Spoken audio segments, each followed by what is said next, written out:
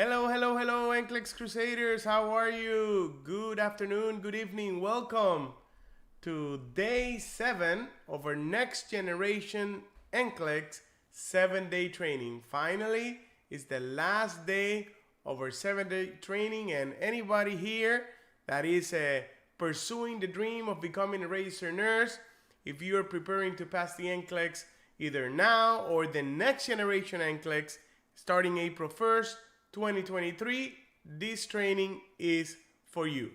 The purpose of this 7-day training was to give you an insight on how the Next Generation NCLEX is going to be, and of course, strategies that you need to develop in order to pass successfully the Next Generation NCLEX. But even if you're taking the NCLEX in the next few weeks, this training will help you as well, as we're always going to be talking about nursing content and critical thinking, clinical judgment, and it will help you either way. So welcome everyone all over the world. If you're here for the first time, make sure you subscribe to our YouTube channel, like this video, and share it with everybody else, so every nurse out there get the opportunity to see this free Next Generation NCLEX 7-day training.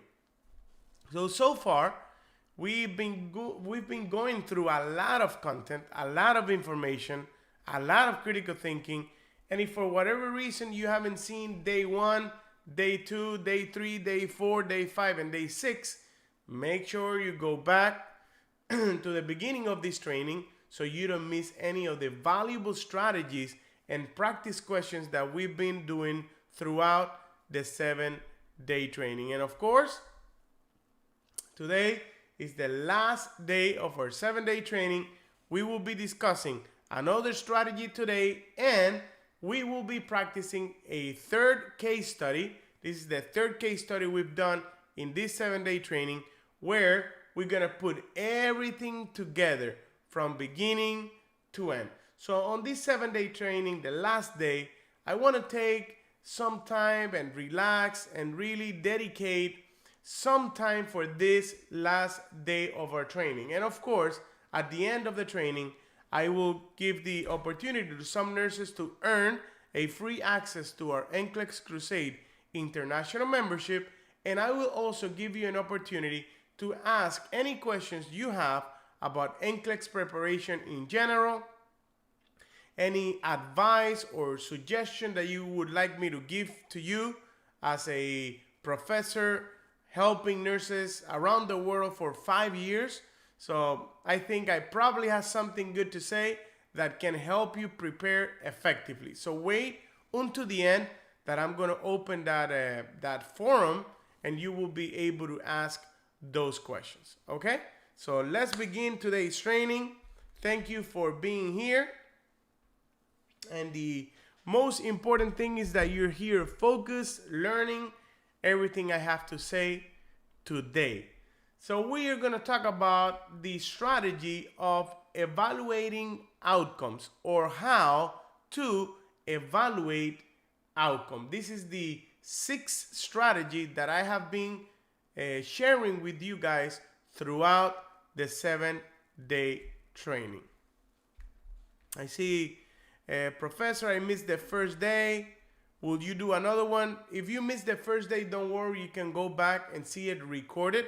And yes, in the future, I will be doing other 7-day trainings like this one. This is actually our third 7-day training in our YouTube channel. If you haven't seen the first 2 7-day trainings, make sure you go back to the YouTube channel and see the previous trainings, because they were very good. One was specifically about critical thinking strategies, and the other one was about pharmacology strategies. So make sure you're seeing those trainings as well. Evaluate outcomes.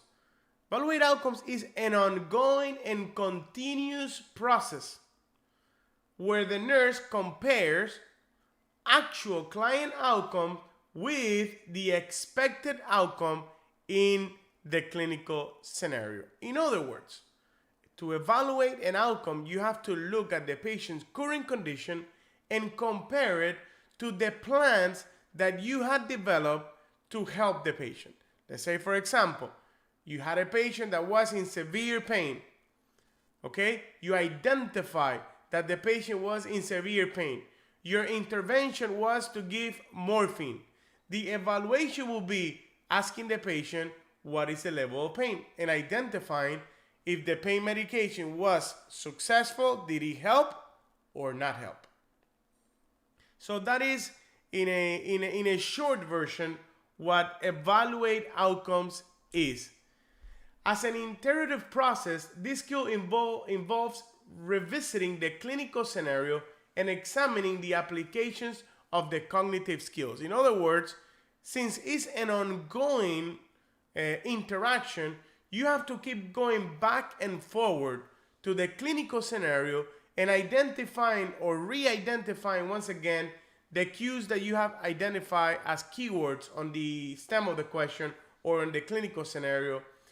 What you analyzed during the analysis phase, what was your priority hypothesis? What did you think was going on with the problem? What solutions did you thought of that could help the patient? And which actions did you take? And bottom line, did those actions that you take, did it help with the patient's problem? And primarily, did it help in providing a safe and effective client care? That is the bottom line. As a nurse, you need to ask yourself, did my nursing intervention help? Did it help my patient? Did the patient improve or got worse? Has the patient condition improved or declined? And based on the evaluation findings, you will need to think whether you continue doing something for the patient or do you change to another intervention in order to assist the patient, or do you have to go back to the doctor and get new orders? Everything is going to depend on how the patient responded to those interventions. And in today's case study, we're going to talk a little bit about evaluate outcomes. Now, Professor, how can I tell on the Next Generation NCLEX if the question I'm dealing with it's related to evaluate outcomes? How can I know that? Well, you're going to see questions like this. Click to specify which client or caregiver statement indicates the need for further teaching. That is an evaluation style of question. Another example is click to highlight the findings that will indicate the client is not progressing as expected. Another one, drag one complication and one associated client finding that indicates that the client's condition has worsened. Click in the appropriate column to specify which client caregiver statements or observation indicates that the home care instruction is either understood or requires further teaching. And we're going to see a very similar scenario today. For each factor, click to specify if the finding indicates readiness to be discharged. And lastly, which findings following assessment and teaching are unexpected and therefore require additional follow-up. So all of these are examples of questions you could see on the Next Generation NCLEX, where you know that the focus of that question is to know if you as a nurse can evaluate client's outcome correctly and promote safety in the client. So this is an important key factor here. The evaluation of outcomes is extremely important for the Next Generation NCLEX. Now, which items will test or measure the take action or the intervention or evaluation questions? Mainly the matrix multiple choice. And we have talked about this in the previous trainings. We have covered almost all of these different styles of items. We've seen the highlight in a text. We've seen the multiple response select and multiple response select to that apply, multiple response grouping. We've seen the multiple choice single response, matrix multiple choice, drag and drop clause and rationale and table, and drop down clause and rationales. We've seen a lot of these different style of questions that you will see on the Next Generation NCLEX. So right now, if you have been going through this 7-day training, the Next Generation NCLEX needs to become a little bit more familiar to you. Now, you cannot just be like, I have no idea what this Next Generation NCLEX is going to be about, because this 7-day training from beginning to end has provided you information, strategies, and many examples of how you will encounter those questions starting April 1st, 2023. Okay? So let's practice a matrix multiple choice evaluate outcome style question. The clinical scenario is the following. So take your time to read it, to analyze it, and try to highlight important keywords. Try to keep a mental note of what is going on, what are some important keywords, what is expected, not expected, what shows the patient is stable or unstable, and try to find out what is going on. What is the purpose of this clinical scenario? So a 38-year-old client, gravida 6 para 6, at 40 weeks gestation, is admitted to the labor and delivery unit for a scheduled induction of labor. Okay, that's pretty simple. We got the 38-year-old, 40 weeks gestation, admitted into the labor and delivery unit for induction of labor. Nothing super important so far, just a little bit overview of what this clinical scenario is going to be about. Here comes the assessment. A vaginal examination is done, and it is determined that the cervix is at 80% effaced and 4 centimeters dilated. Good. The client is not experiencing contractions. The obstetrician prescribed IV oxytocin. So here comes the medication involved in this scenario. So now you know that the reason why they're giving this IV oxytocin is to induce labor, because that was the original reason for admission. So nothing super important right now.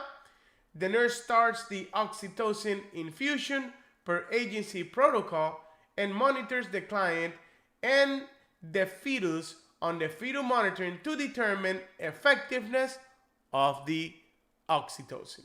So he's telling you that not only the patient is receiving IV oxytocin for induction of labor, but the nurse is not only monitoring or assessing the mother, is also keeping an eye on agency protocols and parameters to monitor the fetus as well, in order to determine if oxytocin administration is effective or not effective. So now you have a brief introduction of this clinical scenario. Now here comes the question. For each assessment finding, so this is the assessment that the nurse discovers on the patient now. For each assessment finding, click to specify if the finding is consistent with the therapeutic outcome or an adverse outcome of oxytocin. Each row must have one response option selected. So in other words, in each row, you need to have a response.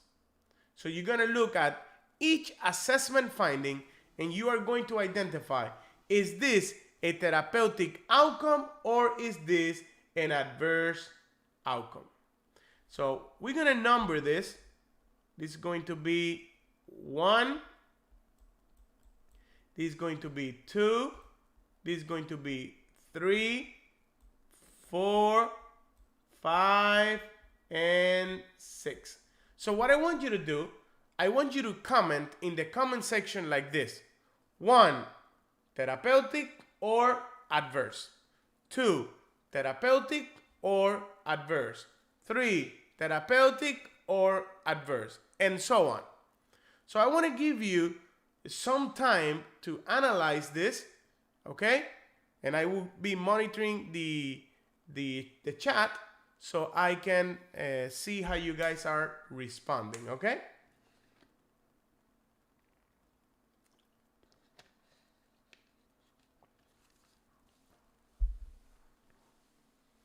Okay, I see some of you selecting 1, uterine hypertonicity as an adverse outcome. Okay, very good. I agree with that. Number 1, uterine hypertonicity, adverse outcome. How about number 2? Fetal engagement and descent. Remember, the patient was admitted for induction of labor. Oxytocin is started, and now we're seeing fetal engagement and descent.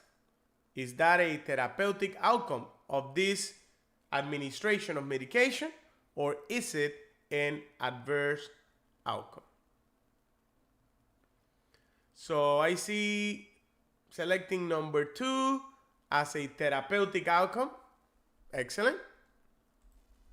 I agree with that.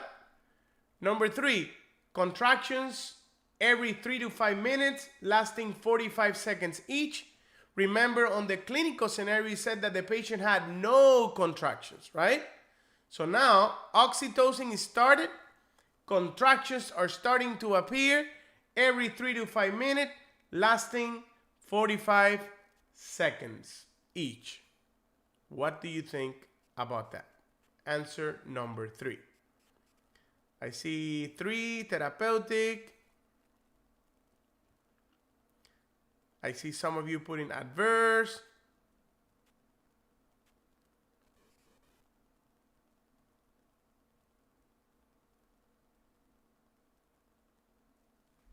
Very good.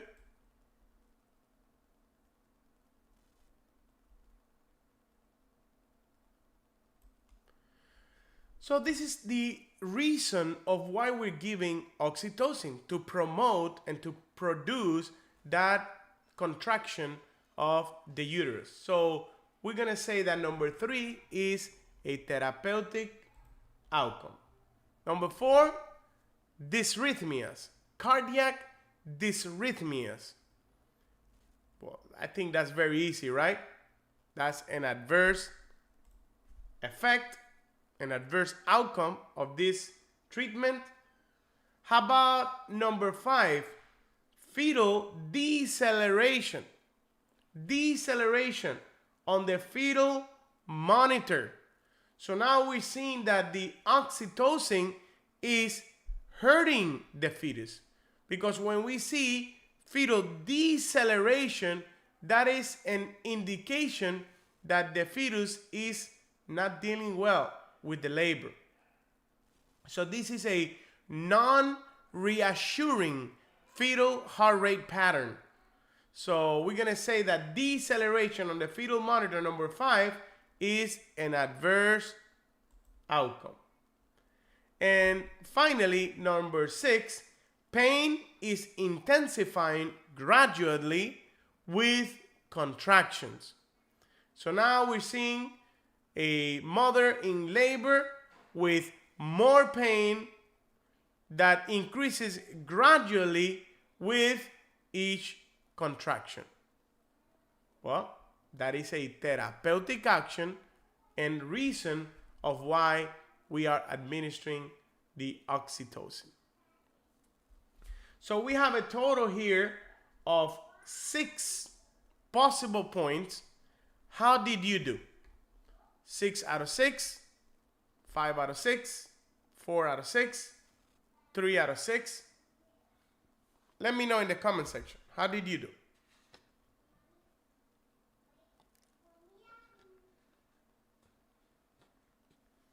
Six out of 6, congratulations.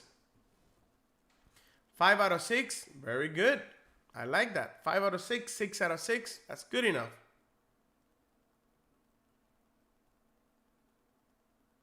We got pure champions here.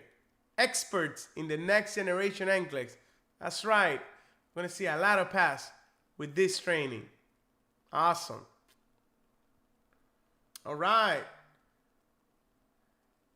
Let's see our next case study. So from now on, we have a totally different scenario, okay? Remember, we're going to cover 6 questions, and each question is going to have a variety of points. So I want you to measure each question, how many points you're getting, and we're going to add it up at the end and see how you did. All right? Now, this is a very lengthy case study. Okay, so give me some time to analyze with you, take some notes, important details. Remember, identify those cues, analyze those cues, determine what is important, what is not important, what indicates a complication, because it will help you throughout the case study. So at 7 o'clock, the nurse plans a visit to a client who was discharged from the hospital 1 week ago. So we got a nurse that is doing an outpatient visit. So home health, in other words. The nurse is reviewing the discharge summary in the medical record. The nurse is reviewing the nurse's note from the previous home visit done on the day after hospital discharge. This means that the patient was discharged 1 week ago from the hospital, but somebody, a nurse, went to see the patient already 1 day after discharge. The notes from 1 week ago, the hospital, it said, this 32-year-old client sustained a T6 spinal cord injury 3 months ago from a motor vehicle crash that caused paralysis to the lower body. So part of the medical history here is important. So 32-year-old, T6 spinal cord injury, that's important. Was a motor vehicle crash, caused paralysis to the lower body. The client was swiped side by a truck, that's not really important, which caused the car to roll over 3 times, that's not important. End up on the ditch of the roadway, not important. The client's car was pinned in the car in the front end of the side, all that nonsense is not important. The client was hospitalized for 3 months. So far, out of everything we have read, in the second paragraph, the most important thing is the age, the medical condition, which is T6 spinal cord injury, and the patient has a paralysis of the lower body. That is the most significant information here so far. During the hospitalization, emergency treatment was administered, and once stabilized, the client was monitored for complications. The client received rehabilitative therapy, including PT and OT, and home care services were initiated for discharge. The client is married, and the client's spouse stays at home caring for their 2 children, age 7 and 10. So this is a little bit important because it tells us that the patient doesn't live by himself. So this is important, okay? Prior to the injury, the client was a forklift driver at an industrial manufacturing company. The client has no previous medical history, does not take any medication, does not smoke, and drinks occasionally at social gathering. Not really a lot of information there. So if you look at this scenario, it's not really clear where we're going with this scenario. So we have to keep analyzing, okay? Let's look at the first question that we're gonna be analyzing here, okay? 1 day post-discharge, the client is alert and oriented.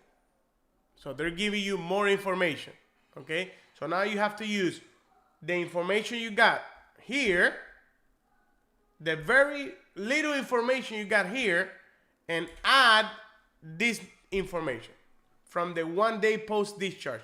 This was the nurse that went to the patient's home the first time. So the patient goes to the nurse goes to the patient home. Patient is alert and oriented. Great. The patient is sitting up in a wheelchair all day. Oh, we have an important information here.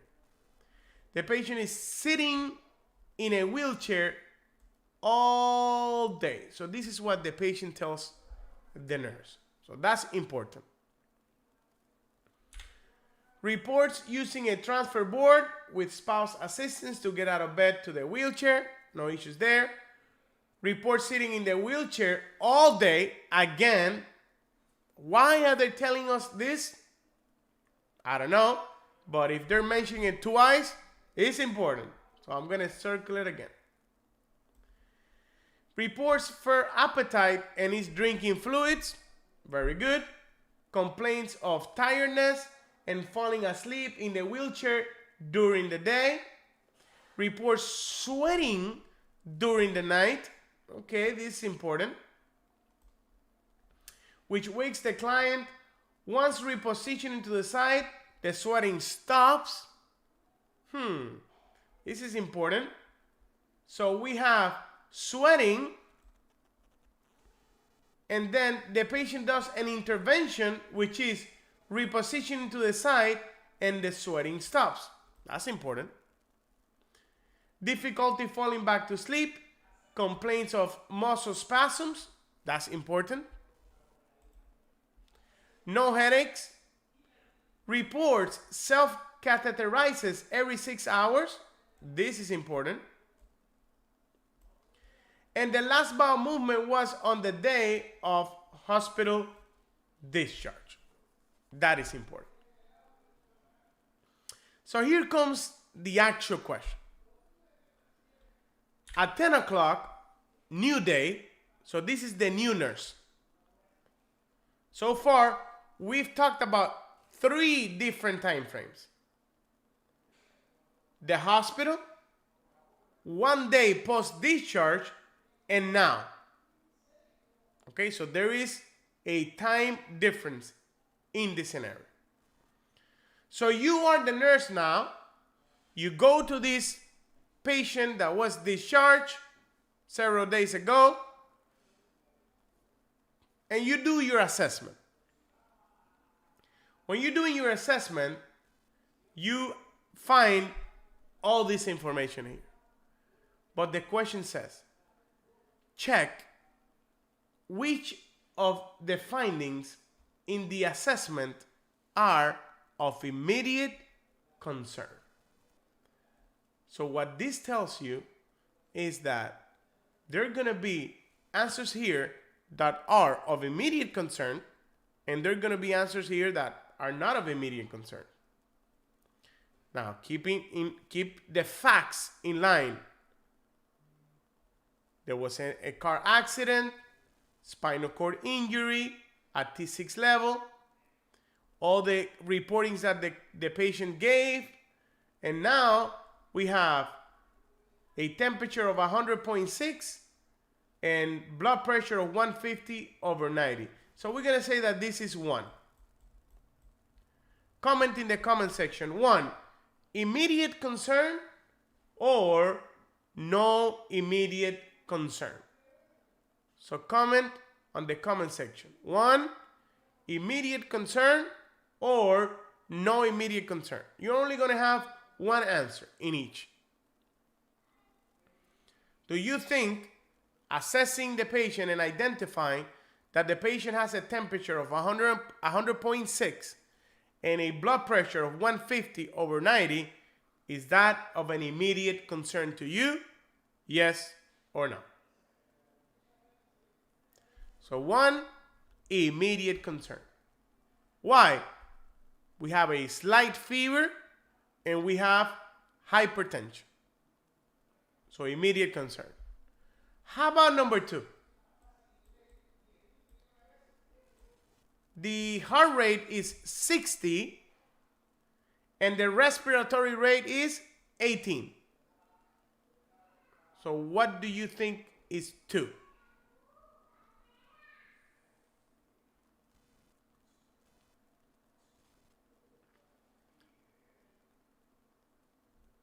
Two, no immediate concern, right? Because we have a normal heart rate, because the normal range is 60 to 100, and normal respiratory rate because it's 12 to 20. So normal vitals in that part of the vital signs, no immediate concern. Reports poor appetite. Now, remember, now comes the analyzing part. Remember on the previous assessment on 1 day post discharge, it stated that the patient had a fair appetite. Remember? Now it says reports poor appetite. Why is that important? There's a change in condition. Change in condition and nausea. So anytime you have a change in condition, that's going to be an immediate concern. So number 3, immediate concern. Number 4, what do you think? Complaints of tiredness and continued sweating during the night. So this problem persists. Sweating every night. Is that an immediate concern? Number 4. Number 4, immediate concern. How about muscle spasms in the lower body, and there is a keyword here, worsening. Worsening muscle spasms in the lower body. What does this mean? The patient has muscle spasms, but now is worsening, is increasing. So that keyword indicates immediate concern. So number 5, immediate concern. Number 6, alert and oriented. I don't think we have to spend too much time on this. No immediate concern. Reports nausea, nasal stuffiness, and a pounding headache. Remember the beginning of the scenario? That it reported no headaches. Now we have pounding headache. Now you see how in this scenario, you not only have to recognize what is important, but you have to analyze it with what it was described at the beginning of the clinical scenario. So if there is something new, pounding headache, strong headache, severe headache, that is of an immediate concern. And states that last bowel movement was 4 days ago. Is that an immediate concern or no immediate concern? What is the relationship between not having a bowel movement for 4 days and the patient history and clinical manifestations? So we're going to say that This is 6, 7, and 8. So what do you think 8?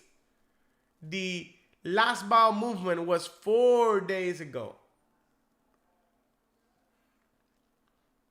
I see some of you saying immediate concern.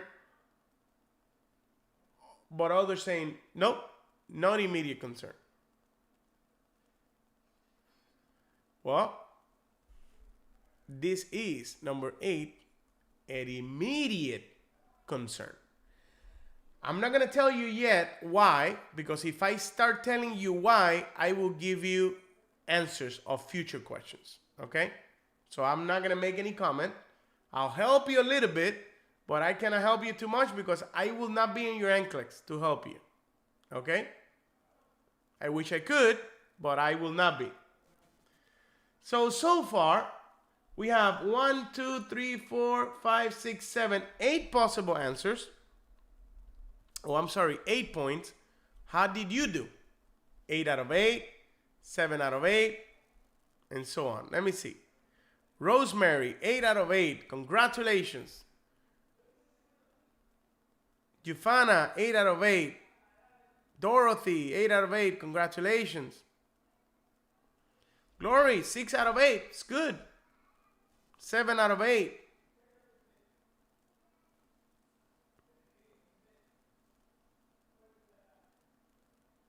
Very good. So many of you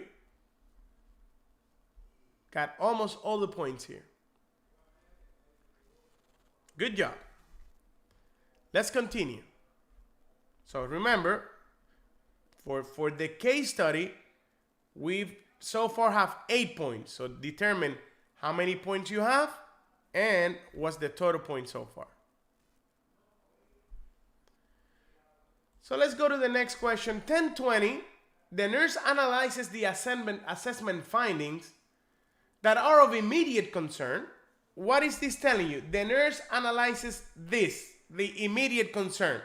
In other words, temperature, high blood pressure, poor appetite, nausea, sweatiness during the night, worsening spasms, pounding headaches, no bowel movement for the last 4 days. So you have to understand that the next question relates to this one.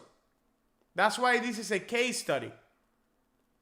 So the nurse analyzes the assessment findings, the cues discovered, and is doing an interpretation. He says, complete the following sentence by choosing from the list of options. The nurse determines that the client assessment finding would most likely be the result of, and you have to pick one out of these. Are the immediate concern clinical findings because of anxiety?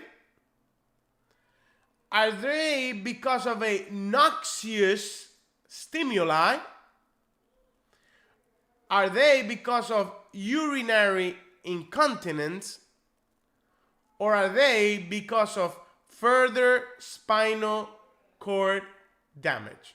So you have to pick one answer. Put in the comment section your answer.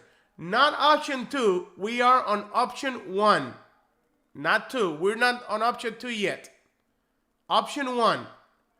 So your first answer has to be either anxiety, noxious stimuli, urinary incontinence, or further spinal cord damage.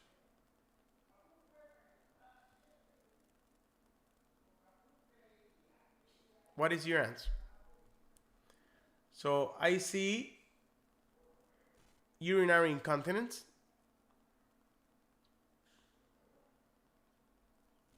further spinal cord damage,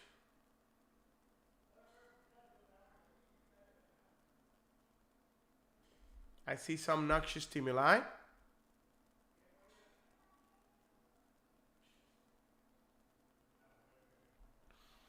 okay, so pick your answer, and then let's find option 2. The nurse determines that the client assessment finding would most likely be the result of option 1, caused by option 2, infection, paralysis, constipation, or worsening muscle spasm. So whatever your two answers are need to make sense. So what I want you to do here on the comment section, so I can see how you answer, put the two options that you selected. Option 1, this. Option 2, this. And let me see how you analyze it.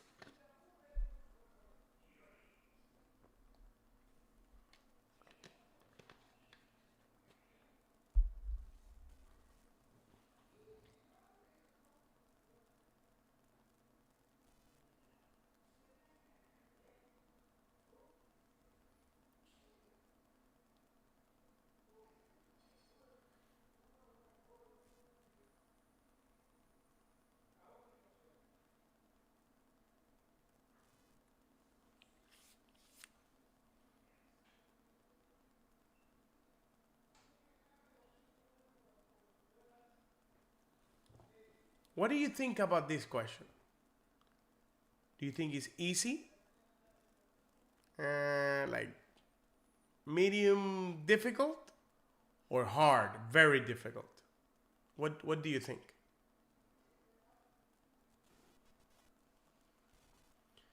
The answer is, or the answers are, the nurse determines that the client assessment finding would most likely be the result of noxious stimuli caused by constipation.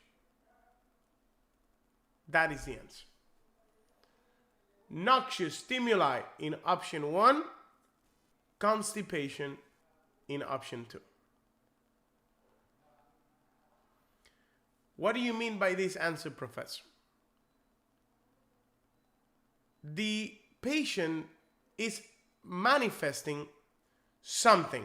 I cannot say the name yet because I will give you the answer. Okay?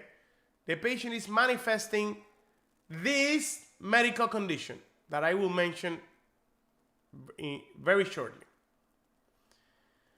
But that medical condition was caused by something.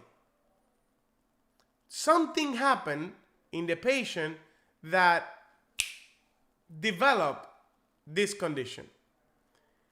What happened was, because the patient hasn't had a bowel movement for 4 days, is because the patient is unable to have a bowel movement, probably constipated, and from that constipation created a noxious stimuli that triggered the problem. Okay? So, we have on this question 2 points. How do you do? 2 out of 2, 1 out of 2, or 0 out of 2?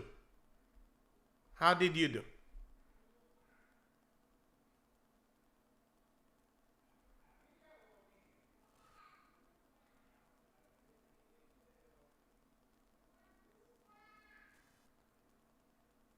Zero out of 2, 1 out of 2, 0 out of 2. So I see some of you had a lot of difficulty with this question here.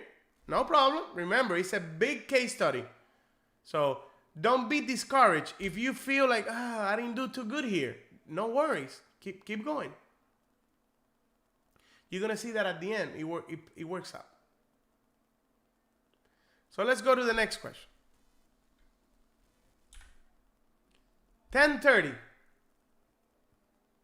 The nurse reviews the finding from the focus assessment done on the client and identify the potential risk conditions of concern.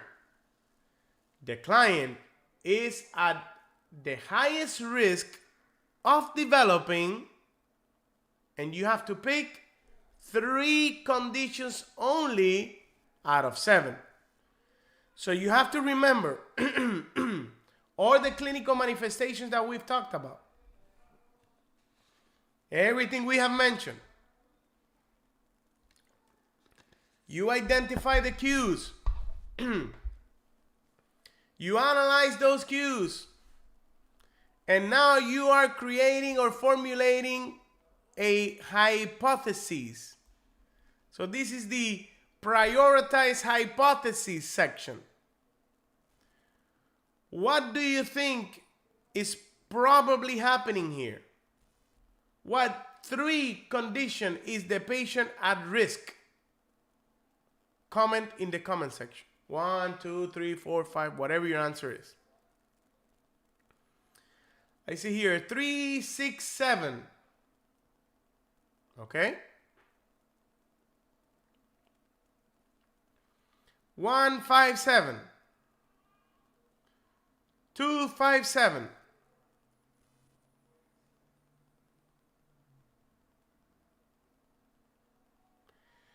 Remember, in this question, several of them can be correct.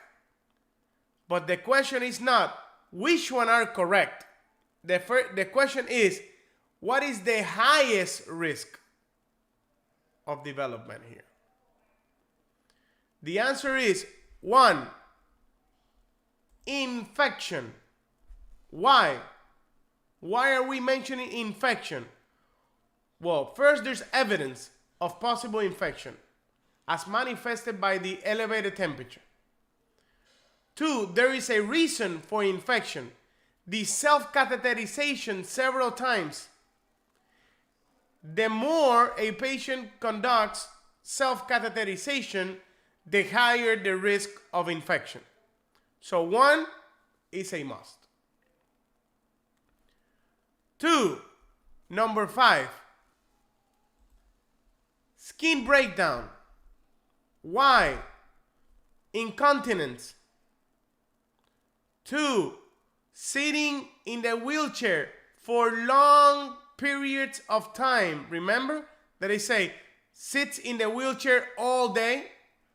So putting pressure to that surface can create wounds, ulcers, pressure ulcers.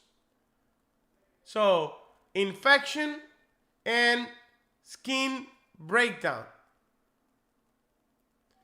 And number 3, the last one, which is the core of this question or this scenario, is autonomic dysreflexia. So the previous question, the noxious stimuli and the constipation, that triggered the autonomic dysreflexia, which is what the patient is experiencing. So we have a total of 3 points here. 1, 5, 7. How did you do? 3 out of 3, 2 out of 3, 1 out of 3, 0 out of 3. How do you do? 2 out of 3, 2 out of 3, 3 out of 3. Not bad.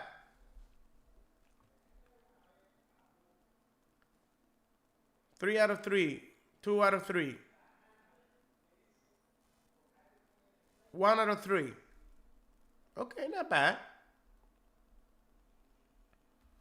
At least you got 1 point, right? Better than nothing, like it is on the NCLEX now. I love it. I love this. I love the Next Generation NCLEX.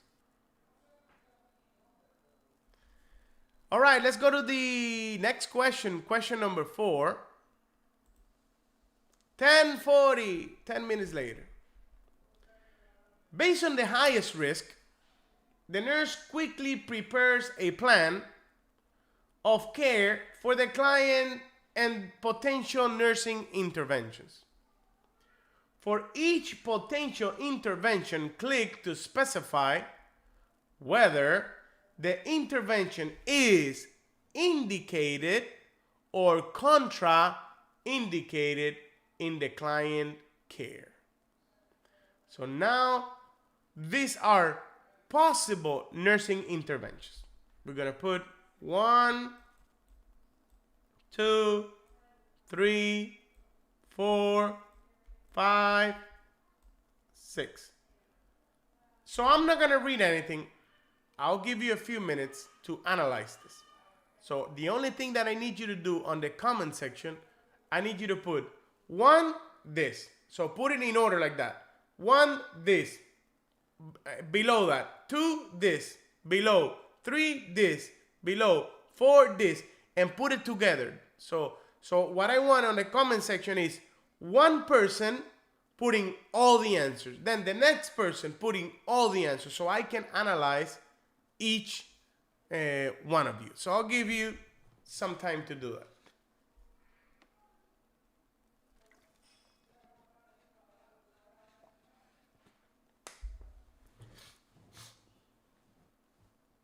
This is very interesting, this question right here.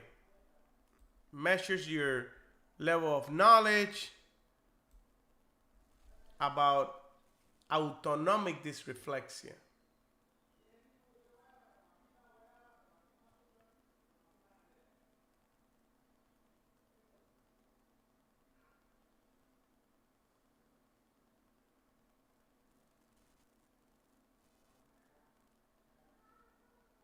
So I see many of you putting 1 as contraindicated. Some of you are putting 1 as indicated.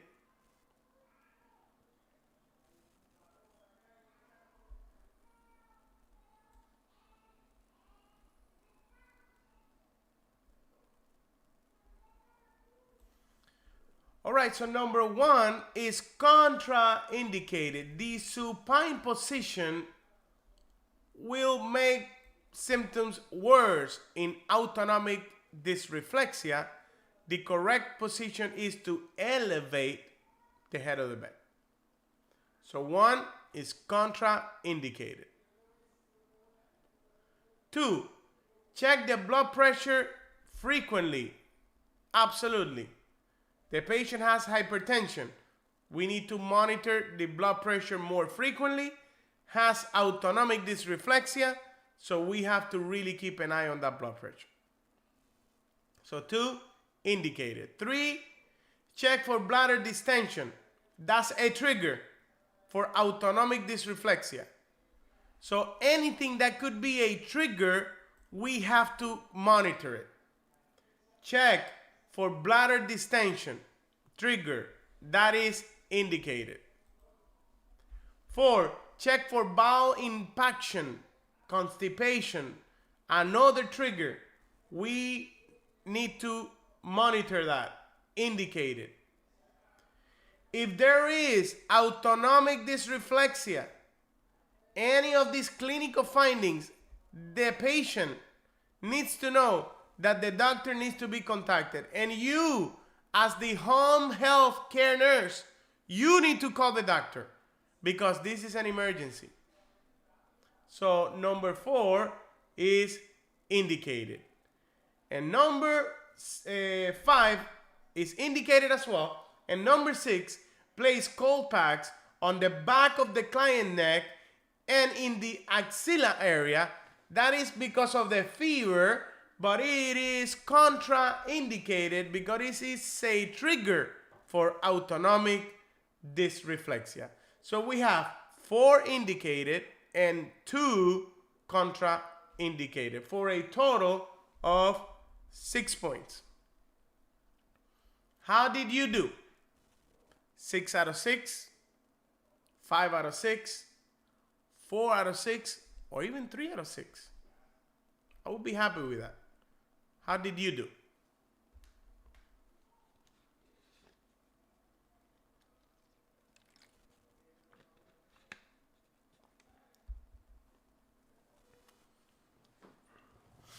Wow, a lot of 6 out of 6, a lot of 5 out of 6. Very good.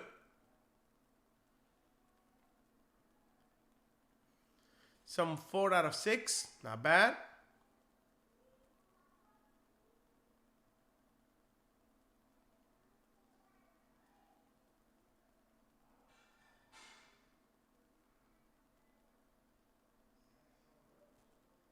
Very good.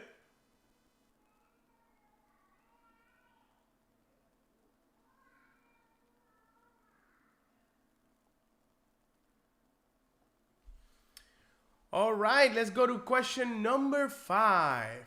A select all that apply. So 1040. The nurse quickly considers the plan of care and intervenes to manage the complication the client is experiencing. So now you're doing something. Not only you're identifying what it is indicated or appropriate, but now you're doing it. So this falls back to the previous question.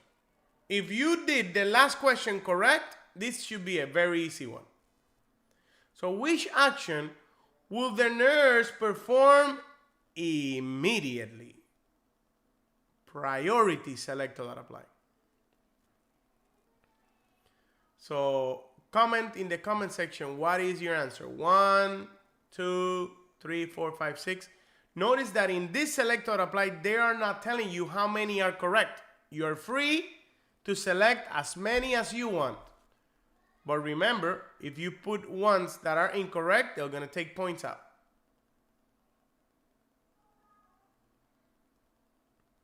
How many of these questions Laura asked would appear on the NCLEX?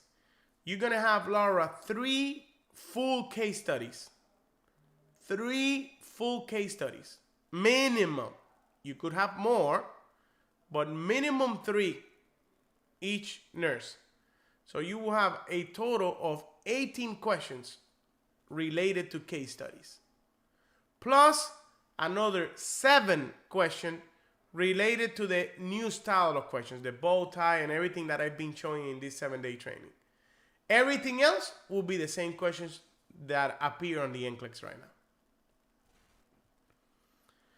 All right, so I see a lot of putting number 1, catheterize the client. Definitely. We know that's a trigger. A full bladder is a trigger for autonomic dysreflexia. So we have to catheterize the client. Straight cath. Number 2, loosen the client's clothing. Another trigger. Any belt, any tight clothing, we have to let that go because that is a trigger. 3, remove impacted tool digitally. We have to remove the stool impaction because that is a trigger, which was the trigger in this scenario that triggered the autonomic dysreflexia. So 3, absolutely. 4, help the patient into bed into an upright position. Remember that we talked on the previous question about the patient being in supine position. It was wrong. And we say, no, elevate the head of the bed. Now you're doing it in answer number 4.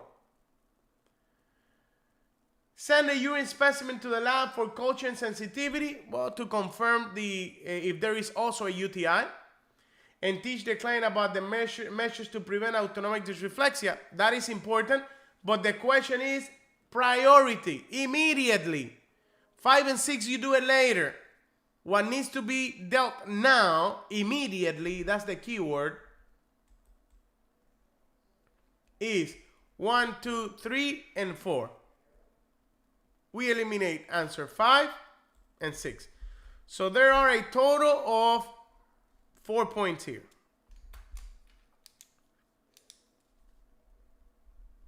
How did you do? Did you get the 4 of them right?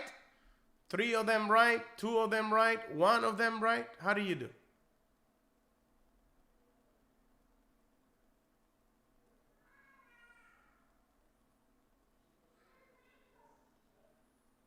Three out of 4. 4 out of 4. Okay, perfect.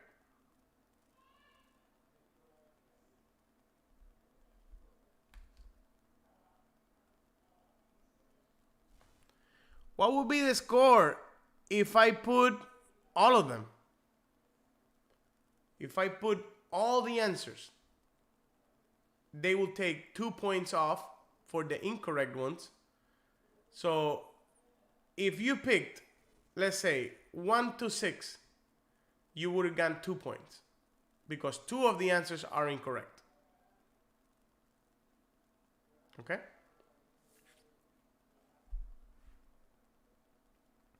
I don't suggest you do it. Try to think through and make accurate decisions.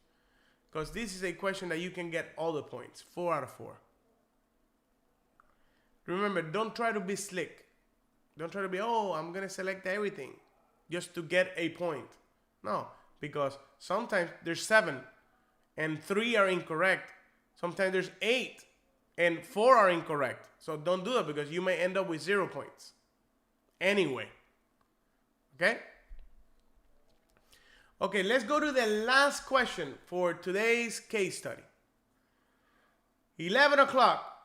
1100 hours. The nurse teaches the client about measures to take to prevent episodes of autonomic dysreflexia. So now they're not telling you anything else. You know that this is autonomic dysreflexia. Which client statement indicates the client understood or requires further teaching. So now it can either be understood or require further teaching.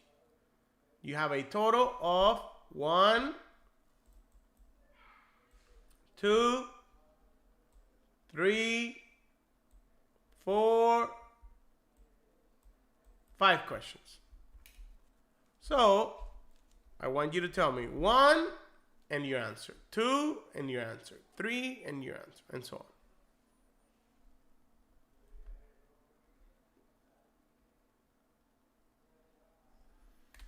Correct, Irene. If you only picked one answer and it was a wrong one, you got 0 point for that question.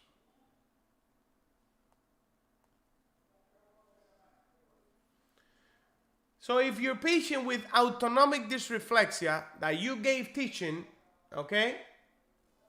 You gave teaching how to prevent, that's the key word here, how to prevent episodes. And the patient tells you, I need to follow the bowel regimen every day. In other words, I need to have a bowel movement. I need to do something to have a bowel movement every day. Does that indicate that the patient understood or requires more teaching? So number 1, understood. Number 2, a low fiber diet will help with the abdominal discomfort and muscle spasms that I get. Does that indicate understood or requires further teaching?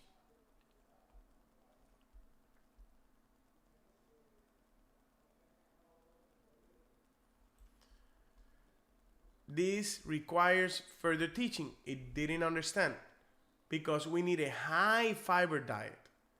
Fluids, high fiber diet, fluids, stool softeners in order to have that soft bowel movement. So 2 requires further teaching. 3, it is best to go back to bed during the day and limit the amount of time I spend in the wheelchair to 2 to 3 hours per day. Wrong. Although it's bad for the patient to be in the wheelchair all day, it is also bad for the patient to be limited and staying in the bed all day. So 3 requires further teaching. 4, I should check my bladder to see if it is distended and make sure that I don't allow it to get too full. Well, we've talked about this plenty of times. As a full bladder, distended bladder could be a trigger of autonomic dysreflexia. So that indicates that the patient understood. All right.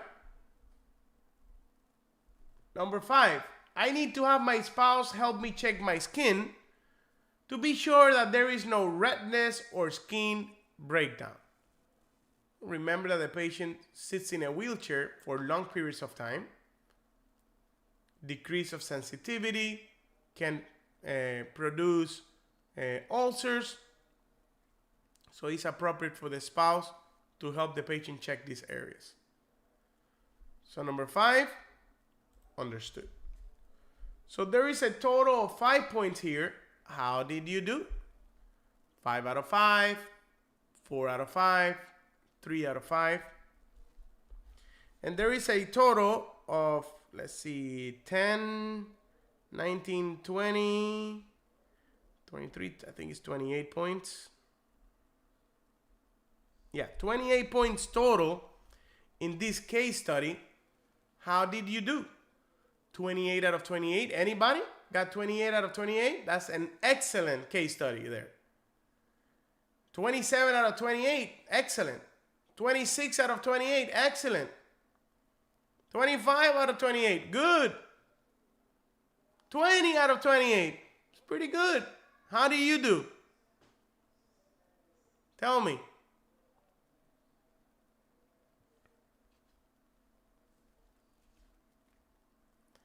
Naisha, 25 out of 28. Awesome. Lima, 26. Claudia, 26. Dorothy, 26. Good job. Rosemary, 25. Good job. Precious, 25. Good job. Susan, 27. Very good. Awesome. Marianne, 26.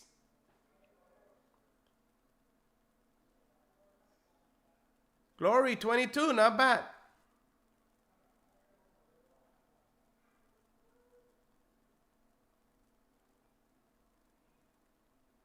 $17 out of 28.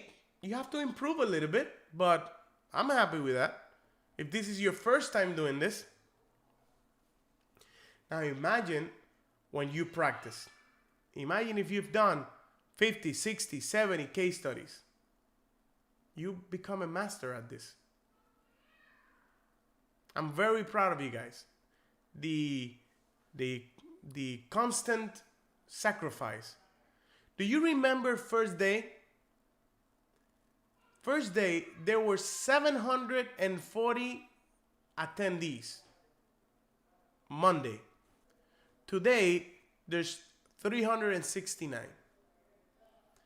Half dropped out. Half stopped watching the training. So for some reason. Maybe they see it later on. But I'm talking about commitment. So I want to congratulate each one of you that are here live committing to this training. And I want to commit anybody in the future that have seen from day 1 to day 7 recorded. And if you're seeing this in the future from day 1 to day 7 and you've seen it completely, let me know in the comment section. Professor, I did it completely from day 1 to day 7 recorded. Thank you. Leave me some comments. I love to see good comments saying that it's helping you, that you're happy, that your scores are changing, whether you pass the NCLEX. Let me know. Sometimes I see people leaving negative comments about whatever. I don't even pay attention to that. If I'm going to waste my time, it's going to be that somebody's appreciative of what I'm doing. Because you know what? This takes time from my family. This takes time from the things that I got to do. And I'm doing this. My main reason is to help you. To help you, the nurse, half cross away from the world that you don't have nobody to help you. I'm doing this for you, that you've been scammed for thousands and thousands of dollars because of these people in the world that all they do is do evil and steal money from people. Like I see it. They even comment on my live chats and in my videos. Speak with Mr. Dr. Luther. Who's Dr. Luther? Speak to Luke, I don't know who else. Call this number for a free license. It's not such thing. You're not going to get a free license. Nobody can give you free NCLEX question. They're lying to you. They're ripping your money off. Don't fall into those scams. Sacrifice. Learn. Be the best you can be. Do it for you. Do it for your family. You can do it. Doesn't matter how many times you try. Keep going. Keep doing it. And I pray to God in Jesus' name that everyone here passes that NCLEX. That is my prayer to God. Allow me to be somebody that can help other people around the world. If that can be the purpose in my life, I'm a happy camper. I'm a happy guy. Thank you for being here in this training. Thank you for trusting NCLEX Crusade International. Thank you for allowing me the opportunity to help you. You see, I know many of you are appreciative of what I do, but I thank you as well. Because I cannot give a class just to myself. But even if it's just 1 here, 5 here, live, I'm happy. Because that is a life I'm changing. Now, if I have 500, hey, it's better. I'm not going to get sad. So if you've liked this 7-day training, I want you to do something for me. If you've liked this 7-day training, I need you to do something for me. 1, you need to go back to the 7 days. And if you haven't liked the videos, like it. That's the first thing you should do. Why? Why not is the question. If somebody's giving you something, why not pay back? And it's all about heart. See, I shouldn't have to tell you this. It's about heart. It's about integrity. It's about values. Go back and like the videos. Subscribe to the channel if you haven't done so. And you know what? Share this training with everybody, everywhere. In Facebook groups, in WhatsApp chats, in Telegram chats. Everybody needs to know about this free 7-day training. And the question is, why not? Why not do it? I hope you do it. Not for me. It doesn't matter for me. See, I don't need YouTube. I tell you from the bottom of my heart, guys, I do not need YouTube to survive. And I hope they don't delete the algorithm now. But I really don't. My wife and I were very happy with what we have achieved in our academy. We have more than 1,500 members subscribed to our international membership. Not even counting the Latino side and all the other nurses that we have in our courses. So I don't need YouTube. I'm doing it because I think it helps many of you out there. And I'm saying this in front of God. I wouldn't lie about this. I'm not saying I'm unhappy to have a successful YouTube channel. I'm happy and it gives me strength to continue working. You know, seeing how the channel grows. We have 50-something thousand subscribers, and I wish we get to 1 million. And yes, YouTube pays some money because of ads or whatever, but that's not the real intent here. It keeps me going to sacrifice more, but what pays the most is you guys telling me I pass. It's Robert's story that was homeless and is not homeless anymore. That really touches my heart. So thank you. So let's give the free access to the 3 nurses we're going to select for today's training. And I know that many of you were not able to be selected. We didn't pick it out of the raffle. The raffle didn't pick you. It wasn't Professor Ray that was mean.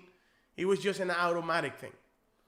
But if any of you're interested about our membership, I'm going to show you how the membership looks inside so you get a little bit insight of what it is.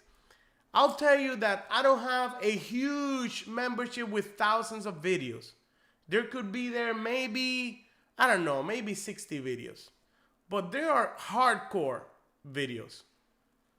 There is nothing that's going to waste your time there. You're gonna see a lot of videos with critical thinking, rationales. You're gonna learn strategies. So it's hardcore videos. This is the beginning of NCLEX Crusade International. Maybe in the future we'll have thousands of videos. Right now, I don't have thousands of videos. But the price for our membership is very low in comparison to what exists out there. So you have two options to enroll into the membership. And I've pinned the membership link for anybody that wants to enroll in the membership. So you have two options. One option it is to pay a monthly membership that you can cancel whenever you want. You can send me a text, send my advisor a text, send me an email, Professor, I want to cancel my membership, and it's done. I don't ask questions. Why? You want to cancel, I cancel it. Okay? If you take that option month by month, you have to pay $19.99 per month. But if you say, you know what, I'm going to use it for 3 months, I'm going to prepare for 3 months, I give you a discount, and you will be paying $29.97 for the 3 months. So it's going to be about $9.99 per month. So you save a little bit of money. You save 50%. Okay? So let me show you how the membership looks.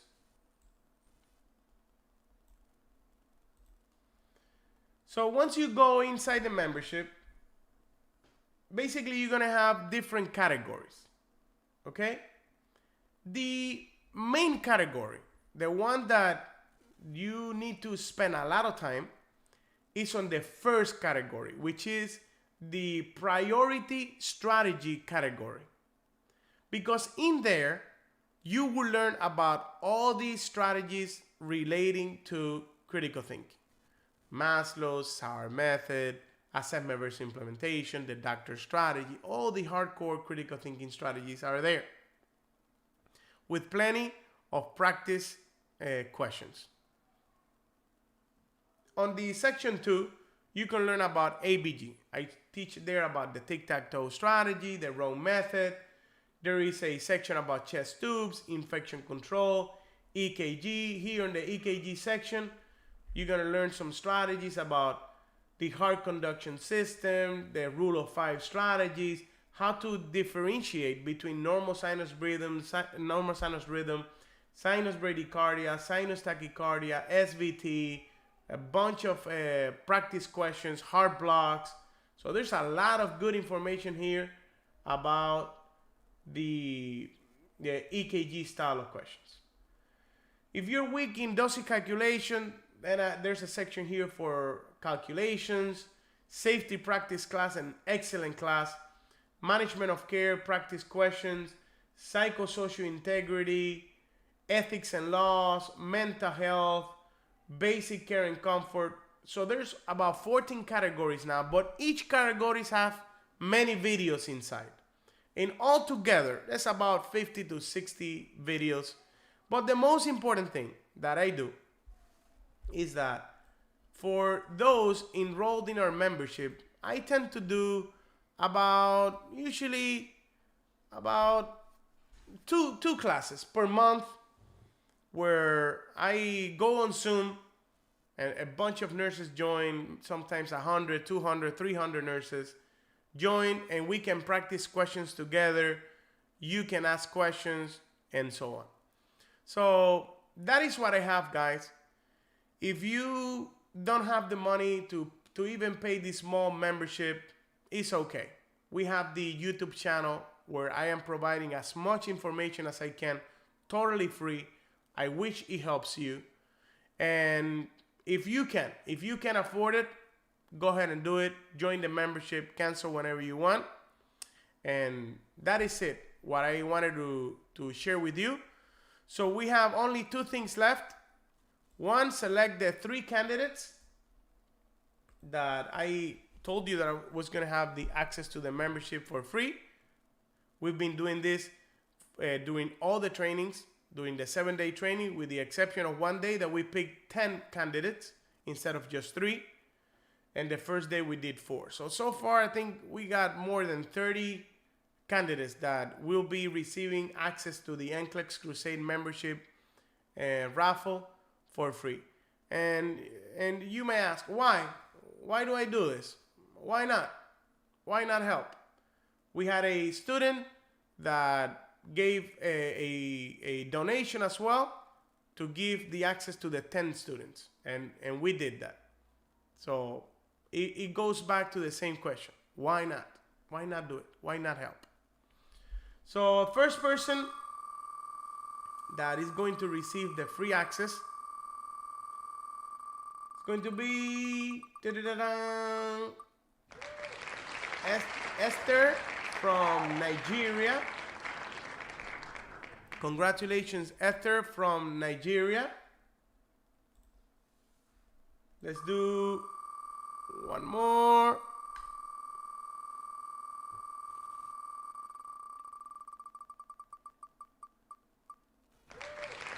Linda Arthur from Ghana again. Wow, we have the Ghana Ghana Day. Congratulations, Linda. Lisbeth's my advisor. Can you put the number to the academy in case they want to text the academy? Lisbeth, use the 183 number, please, so they can reach the English side of the academy and not the Latino side of the academy. So congratulations, Linda. And let's do one more.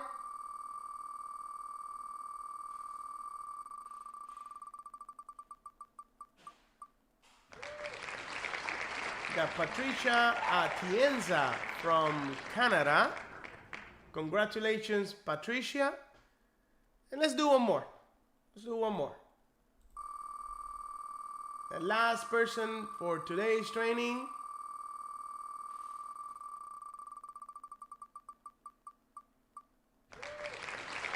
Rosalind Aripol from the Philippines. Congratulations, Rosalind Aripol from the Philippines. All right. All right, guys. Well, we are pretty much done here. But as agreed, I wanted to spend some time with some of your questions. Okay? So if you have any questions that you want to ask me in general about NCLEX preparation, what to study, what resources to use, anything that you want, I'm monitoring the chat. So if you can, everyone stay. You never know if the question somebody else has could help you or benefit you.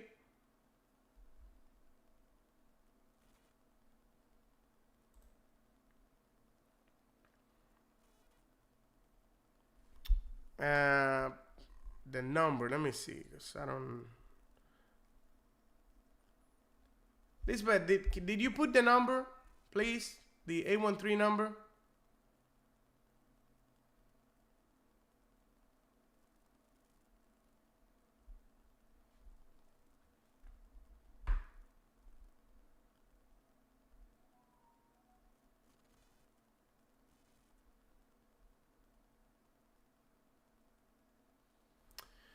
In the new test, are you still able to go back to see the case scenario?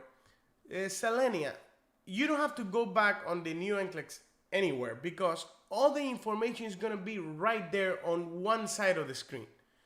So in other words, they're going to divide the skin into two sections. One section is going to be the case study information and the other section, the actual question. So you don't have to go back and forward. Everything's going to be there in one page. Here in the training, since I don't have a lot of space, I have to do that. Go back and forward because I can only fit so much in a PowerPoint, but not on the NCLEX.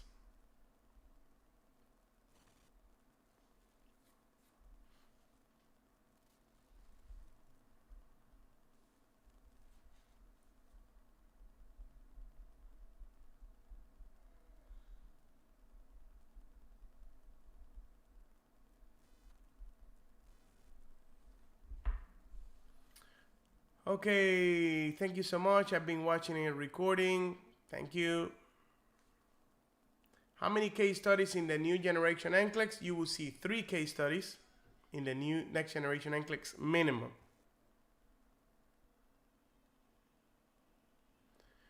What is the bad of the new NCLEX? I don't see anything bad. I think everything is good. The part that may be a little bit more difficult is for nurses that their understanding of the English language is not good. They're gonna struggle a little bit more because they have to read more. Since they have to read more, it might be a little bit more difficult for them, okay?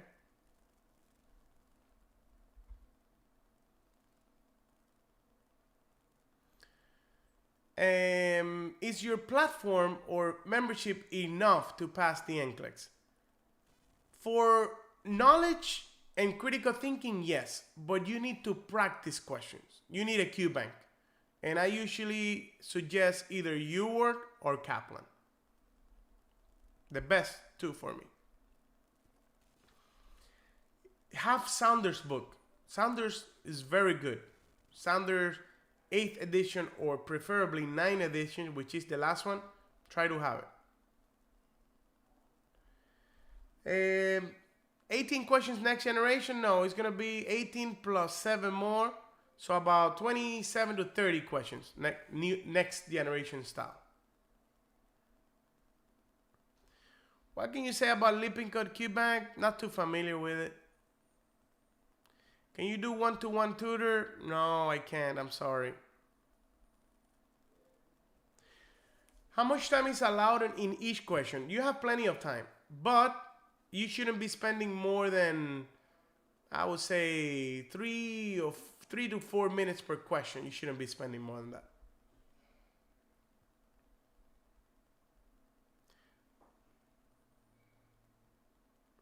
Which NCLEX book is good to buy? Saunders.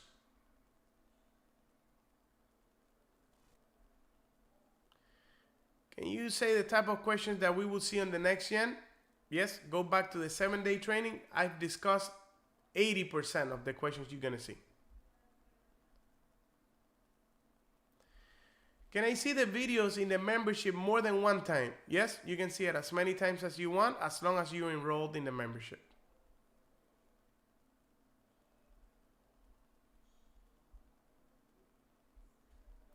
How many questions in the next generation NCLEX in total? I think it's 150.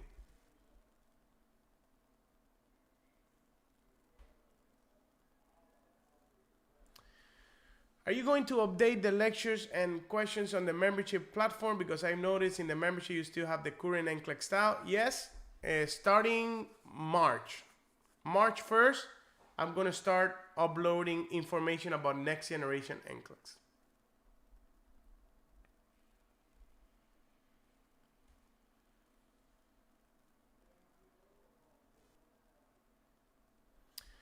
Prof, I graduated 2010 and I'm learning from you so much. Planning to take the exam this year. Thank you so much. You're a heaven sent. Thank you. God bless you and your family as well. Does the membership expires? It doesn't expire. If you have the monthly membership, as long as you're enrolled in the membership, it won't expire. If you bought the 3-month membership, it expires after 3 months. So it depends on what you enrolled into.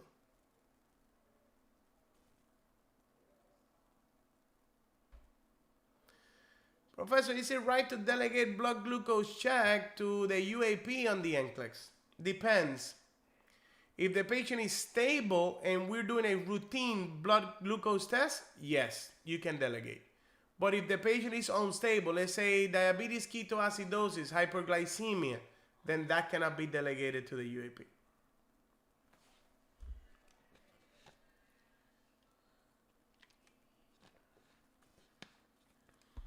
I do daily questions and I will eliminate the first 2 wrong answers. But when I'm left with the other 2, I always choose the wrong one. What can I do? That's mainly because you're still lacking some critical thinking. You have to use a strategy, a critical thinking strategy, to help you select the correct one at the end. But the more you practice, the better you get at that. Can you tell me the difference between the blue and the red teaching clips? You're talking about Mason. You're talking about two different trainings that are on our YouTube channel. The blue one is this one, which is the Next Generation NCLEX. The red one is a training I did a year ago that is critical thinking for the current NCLEX. Now, but hear me out. Even after the Next Generation NCLEX starts, the red training is still going to be beneficial because, as you saw, we did priority questions and critical thinking questions. Can I extend my 3-month membership? Just need 4 months total. Probably what you're going to do is buy the 3-month and then just get the extra month one time. What do you think about Mark Clements' lecture? Mark Clements is a very good professor. He's been around for years. The problem is that many of the lectures that are free on YouTube, they're so old. They're from 10 years ago. They're not as important as it is now. But if you're going to his live trainings, I don't know if he still does it or his team does, but as long as it's something fresh, yes, you can use it. Mark Clements has been around for a long time. Joy, I think there will be. I'm not pretty sure about that one.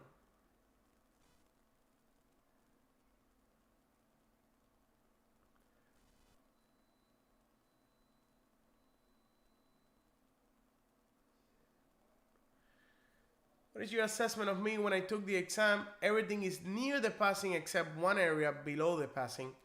You probably need a little bit more foundation on critical thinking to go and maintain above the passing standard.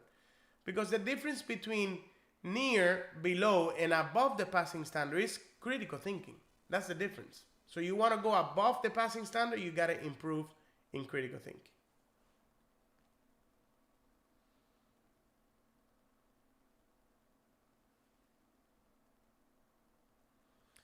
I will take the test in April.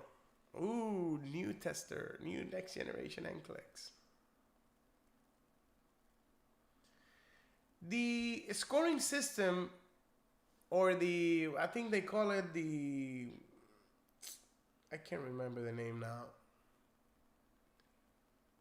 Standard. I don't remember now. But the level of difficulty and the way the NCLEX measures your ability is the same way. It's not going to change. The only that's going to change the style of questions, and definitely in your favor, the way the questions are going to be evaluated on the Next Generation NCLEX, where partial credit will be allowed, where now on the current NCLEX it's not allowed.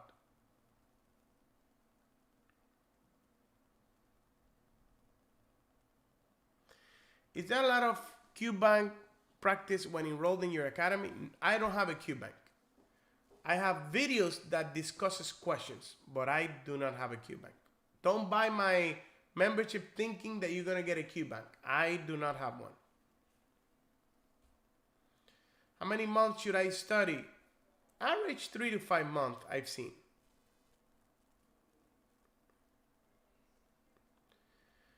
What do you recommend? Take the NCLEX now or wait until the next generation? Take it now. If you can, take it now. And if you fail, then take the next gen. If you can take it now, take it now.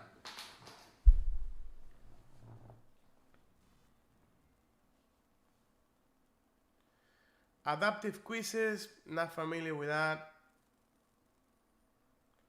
What's the passing mark? NCLEX doesn't provide that information. What gauge needle do you use for blood transfusion? Minimum 20. 20, 18. What do you think about the Archer bank? It's good. Archer is okay. But I prefer Kaplan and Ewart.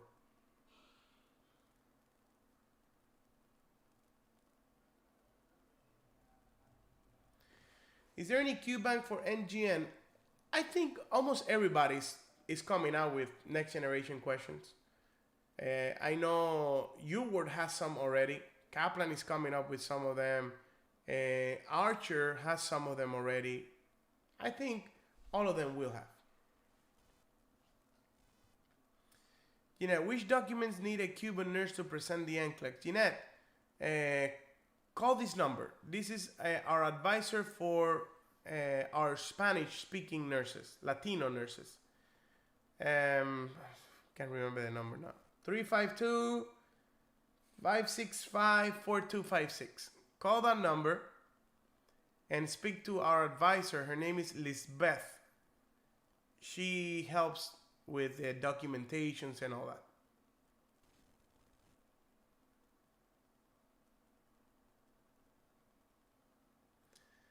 You are a good man and God will bless you real good. Thank you.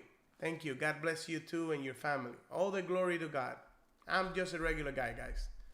Nothing special about me. I'm just a guy that God has been extremely good with me and my family. We are very blessed and we are giving a little bit of what God has given our family. But I'm no special. I'm not an angel. I'm not none of that. I'm just a regular human being that makes mistake, but it makes me happy to help others. But nothing special.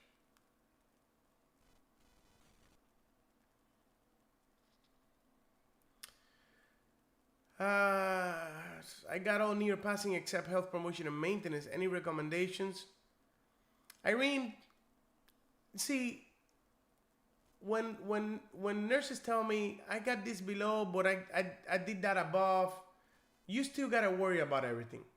Because remember that they're measuring your ability based on X questions, X number of questions. Once you fail, you have to touch up on everything again. It doesn't really matter what was below and what was near or above.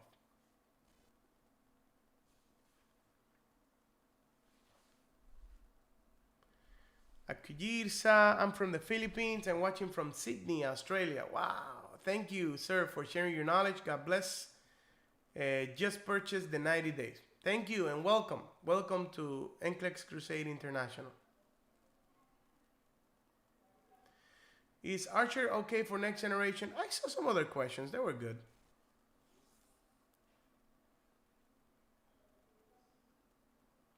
Christina, thank you, Professor. I learned a lot of critical thinking. Thank you. You're welcome.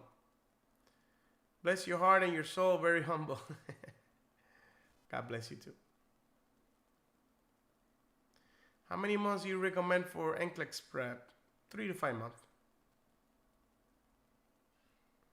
Nars, welcome to NCLEX Crusade International membership. Thank you.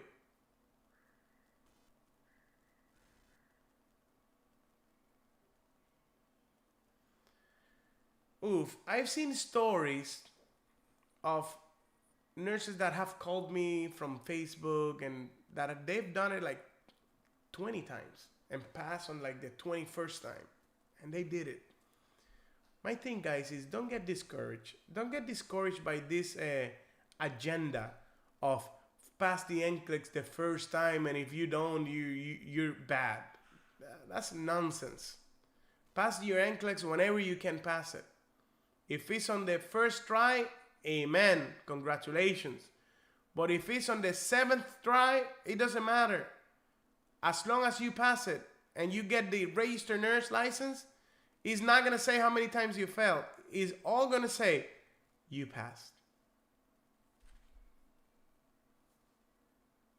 Is it okay to practice with Archer and UWorld? Yes.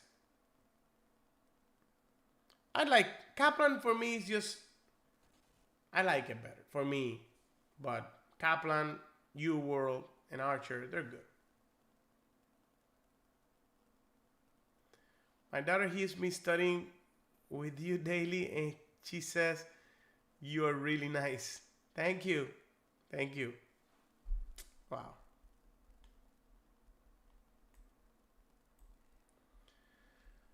Well, guys, I'm gonna go rest. I've been working hard for 7 days to bring something of value here, but I'm gonna take off. I'm gonna disconnect. I will take some time preparing for my next 7-day training. Meanwhile, keep an eye on our channel. I'm gonna be sharing videos and information that is gonna help you. I like to make clips in shorter versions of the trainings because I know sometimes you don't have an hour and a half to watch a video. So just keep an eye on the channel. If you can enroll in the membership, great. It will be very beneficial to you. If not, I'm here. Ask questions through the comment section, and if I can help in something, I'll try to do my best. Thank you for being here. God bless you. God bless your family. Don't give up. Keep fighting for your dream. See you on the next one.